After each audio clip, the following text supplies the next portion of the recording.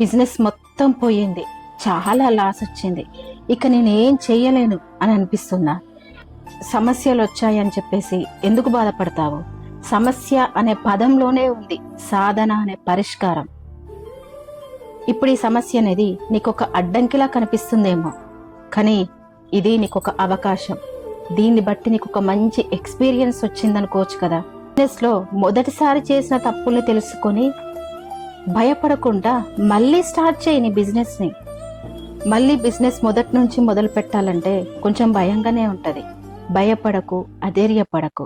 నువ్వు ఏదైతే భయపడుతున్నావో ఆ భయమే నీ గెలుపుకు తొలిమెట్టవుతుంది. నీకు అనుభవం కూడా ఉంది, ఇంకెందుకు భయం? ఒక తలుపు మూసుకుంది అంటే ఇంకొక తలుపు ఆటోమేటిక్ గా తెరుచుకుంటది. జస్ట్ ఆ తలుపును వెతుక్కునే ధైర్యం నీ లోపట ఉంటే అంతే చాలు.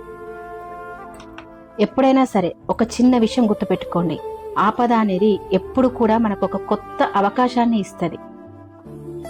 దాన్ని మనము సద్వినియోగం చేసుకోగలగాలి అంతే.